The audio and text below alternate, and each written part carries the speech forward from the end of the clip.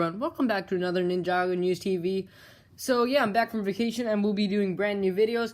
And as I said in the pinned comment for the last video, there will probably not be any more daily uploads in a few days. I'll be uploading today and tomorrow for daily. But as for that, after that, school is starting soon, so I'm probably going to stop with the daily uploads. But yeah, it's been an awesome summer. We did daily uploads mostly throughout the summer, except when I was vacation, so that's really awesome. Hopefully we'll still be sticking with weekly live streams, but we'll have to see about that. So I wasn't really sure what to name this video, so I did just name it Season 9 Ranking Update, and allow me to explain. So you know how some YouTubers do, they just totally remake their season ranking videos whenever a new season comes out? This is kind of like that, except I'm condensing every single ranking video I've made for Ninjago into this one video. So basically, in this video, we'll be talking about where Hunted falls into my rankings for the seasons, the villains, and every other video I've done. So first we'll be talking about seasons. As you can see, my rankings have definitely changed since when I actually did the first ranking the seasons video. Tournament of Elements is now at my #1 spot, and I'll explain that briefly. So I love Tournament of Elements. It's an awesome season. Chen is an awesome villain, very funny, but you can take him seriously as well. I feel like this was one of the better plots of the season, and we did get the best backstory out of any season that we've ever gotten. So that is why I did put Tournament of Elements as my #1 season. We were introduced to a lot of new characters with awesome personalities too.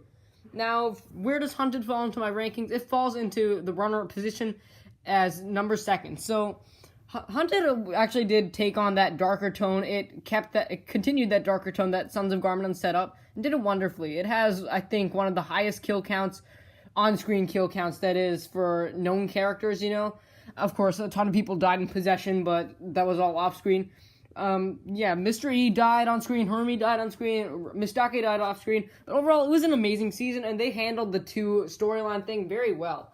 The villains are all really cool, and this season actually made me really like Season 8 Garmadon. I was very skeptical of Season 8 Garmadon when just in the 3 episodes we saw him, or 2 episodes I should say, in Season 8. But this season definitely reassured me, and I definitely was a huge fan of Garmadon. And the villains were all very cool and awesome characters. I love Faith as a character, very cool, and we got some new allies pretty much, those being the Dragon Keepers. Now we're going to talk about villains. So, as Garmadon is a past villain, he is not getting a new spot on this list. So yeah, Garmadon still remains as my favorite villain. So the new part of this topic is actually going to be Iron Baron.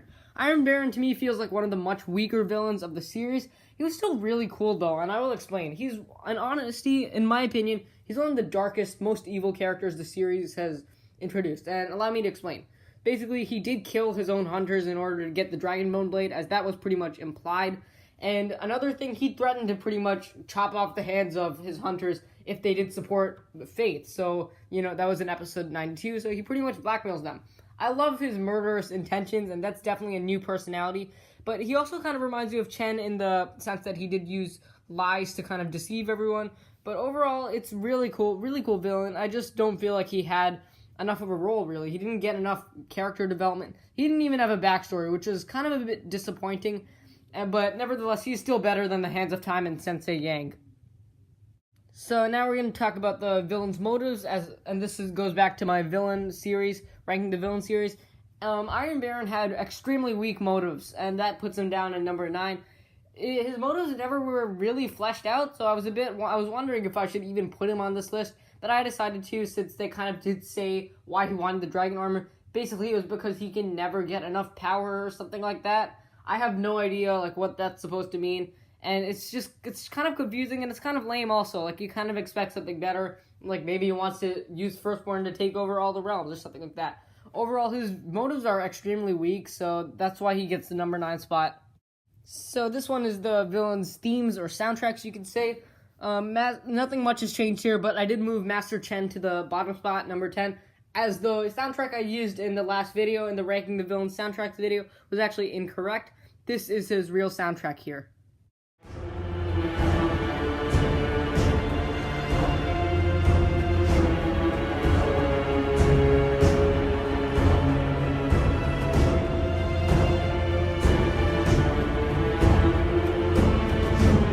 And well, of course, Iron Baron doesn't have an official soundtrack release yet. I have done some looking around the season, and this is the music that I believe to actually be his soundtrack. Again, it could be wrong, but this is the music I'm gonna associate with this character. Back away. It's mine.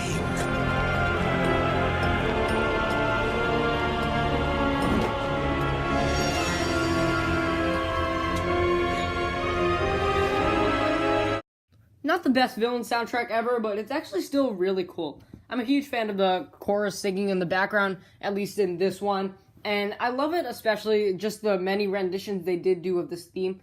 You may recognize it as the Wind Dragon Chase theme, which this is the same music used for that. That is an awesome soundtrack, honestly, with the violins. Overall, it's a really cool piece, there are just some better ones. Now we're going to talk about the intros, and we'll be ranking those. So, as you can see, Ghost Whip and Pirate Whip have switched places since my last ranking the intros videos. Ghost Whip is now number 1. Awesome intro with awesome animation, as well as the music also.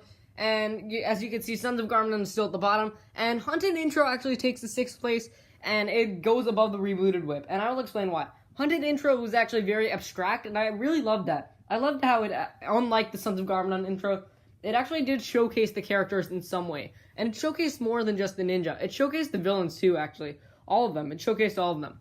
There were, however, my biggest issue was a ton of animation mistakes that were actually in this intro, and you can just watch it. There were a lot of animation mistakes with the suit, also Harumi taking off the Mask of Hatred. It still had hair there, and the soundtrack was actually stunning. I love the way that they incorporated the Dragon Keeper and Sons of Garmadon themes, as well as the classic Ninjago overture. Overall, it's an amazing intro. Now for top 5 armies, Season 9 did manage to make a spot on my list here, and as you can see, Stone Army and Ghost Army have actually switched places. I love the Stone Army, as they do have a pretty big history in Ninjago. Very cool designs and concept also. Now, as for number 5, that is Dragon Keepers, and they have risen above the Vermilion in order to get the spot. I love the apocalyptic feel of the Dragon Keepers, that kind of vibe you get with them, and especially their technology too. It's very cool, the whole concept of them using chains to actually hunt down dragons. Their vehicles are also extremely cool, and the Dieselot is actually one of my favorite villain vehicles to date. Very well designed, really cool also. Overall, I do love the Dragon Keepers, and they're really cool characters as well. The only Dragon Keeper I really didn't like was Chutoy. Obviously, he is a comic relief character. Arcade didn't really do much either and kind of felt boring to me, but I love all the other Dragon Keepers also. And this, of course, is the Season 9 update to my ranking the finales, and Green Destiny takes the number 6 spot. Other than that, this list hasn't really changed at all. So I'll explain why I like Green Destiny. Not my favorite season finale. I feel like we have kind of seen better. And the reason this probably wasn't as good as some of the other ones was because it really wasn't the conclusion to, of course, this Oni trilogy. That conclusion is still yet to come. But anyways, Green Destiny was actually a really cool episode.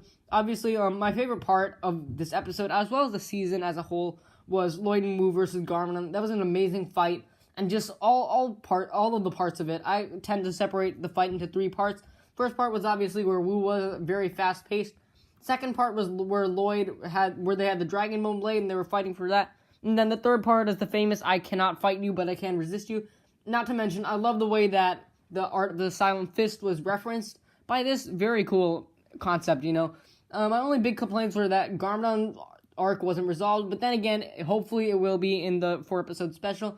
And Garmadon losing his powers just seemed really unexplained to me. Nia also didn't do much, but overall, it's a really fun episode.